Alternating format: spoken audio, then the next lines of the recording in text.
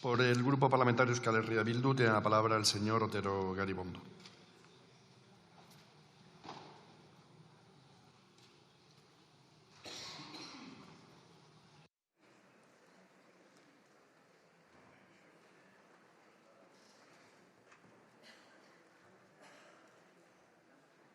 Eskerrik asko, mahaiburu jauna. Quería empezar con un apunte a las señorías del PP. Cuando se pregunten por qué somos muchos aquí los que queremos construir nuestro propio Estado, póngase el vídeo de la sesión de hoy en bucle, igual empiecen a entender algo, porque vaya mañana que nos están dando. Cada día un nuevo argumento. Edozein kasutan, gaur elikadura soberakinen edo hondakinen edo xauketaren legearen azken kapitulura iristen ari gara. Uste dugu ez dagoela zalantzarik gaiak duen garrantziaz, eta adibide edo datu bakar bat ematearren, kontutan eduki behar da, sorkuntzatik kontsumoraino, elikagaien herena galtzen dela bidea. Izan sorkuntza eremuan, garraioan, banaketan edo azken kontsumoa. Tartean dauden inefizientzia, begirune falta, ohitura txarrak eta abarrengatik. Eta honek gain esfortzu bat eskatzen du elikadura katean.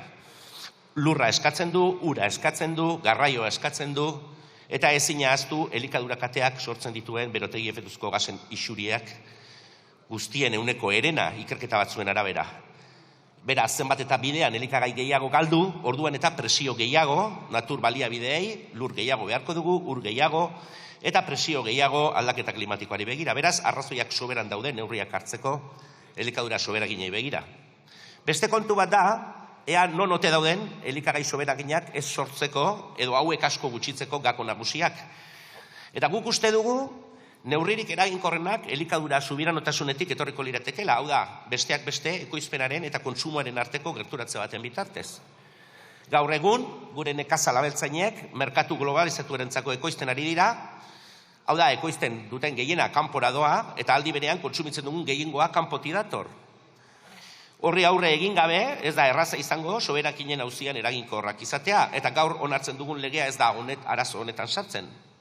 Beraz, gure ustez, lege honek pauso txikiak ematen ditu arazoa handi baten aurrean. Lege motza, eta neurri handi batean zehazgabea, bete beharren eta eskubideen aldetik oso gauza gutxi ezartzen dituena. Apenas 5 artikulu horretarako, eta hortik aurrera askoz gehiagorik ez. Ez da oso lege ejekutiboa esan dezagun. Egia da ere, ematen dituen pausoak egokiak direla, eta horregatik alde egon gara, badaude helburu batzuk, plangintza bat egingo da, soberakinekin zer egin galderaren aurrean jerarkia bat ezartzen da, eta hainbat sektore behartzen dira jerarkia horren bitartez elikagaiei erabilera bat ematera. Bada, zerbait. Gaur, edozein kasutan lege honek senatuan izan dituen aldaketak aztertzen dira, eta esan behar dugu aldaketak tekniko batzuk kenduta legeak nabarmen okerrera egin duela. La ley, al ir al Senado, ha tenido ese efecto de lo que pedía AliExpress y lo que el Senado me ha devuelto. Que no era mucho lo que se le había pedido, pero lo que llega realmente es una birria. La ley ya era de mínimos cuando marchó, pero es que vuelve inoperante, casi irreconocible, y lo poco que tenía de ejecutivo se ha intentado cepillar, rebajar, cuando no perjudicarla completamente. Nuestra conclusión, visto lo visto, es que al Partido Popular, que ha podido imponer su mayoría en el Senado, en el fondo le importa bien poco el desperdicio alimentario, porque todo han sido rebajar exigencias, rebajar sanciones, rebajar o dejar escapatoria para quien no quiera donar, poner el foco y la responsabilidad en los receptores de las donaciones. Es más, es que con el texto que viene del Senado ni siquiera se respeta la jerarquía que viene de Europa y el destino humano deja de ser prioritario cuando exista un excedente, ¿no? Pero es verdad, y se ha dicho ya, más allá de la cuestión de los desperdicios, se tocan otras leyes. La ley también iba al Senado con una adicional casi tan importante como la propia ley, que la convertía, como se ha dicho ya, en ley de desperdicio alimentario y de representatividad de las organizaciones agrarias. Este asunto, el de la representatividad agraria, que llegó con un acuerdo amplio, impulsado también por Euskal Herria Bildu, muñido con mucho mimo por mi antecesor Iñaki Ruiz de Pinedo, que contaba también con un importante respaldo sindical, pues vuelve del Senado con toda esta parte suprimida, todo fuera. Espero e invito al resto de grupos a que podamos revertir esto con las votaciones del día de hoy. Es verdad también que, más allá de esto, esta ley iba al Senado con un regalo envenenado, una modificación del Estatuto de los Trabajadores que ahondaba en la precariedad a través del abuso de los contratos temporales.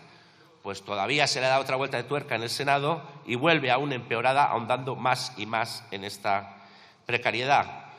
Eta horrela beste hainbat kontu aldatu eta erregulatu dira. Eta egia da, mentzio berezia merezi du Otsoaren auziak eta bere babesaren jetxieraren inguruko kontuak.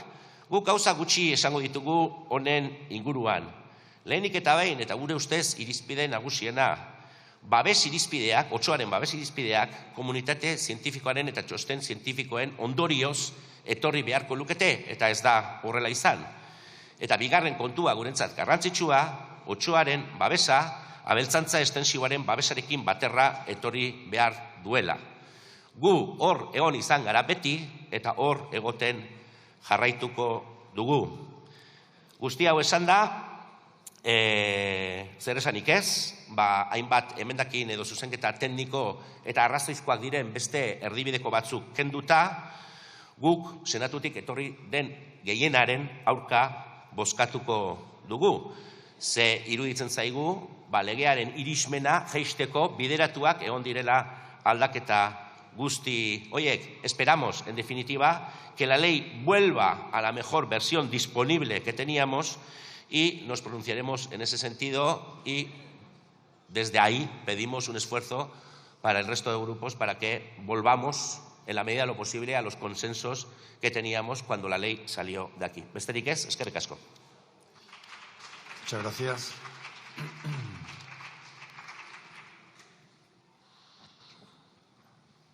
Por el Grupo Parlamentario Junts per Catalunya tiene la palabra el señor Gavin Ibars.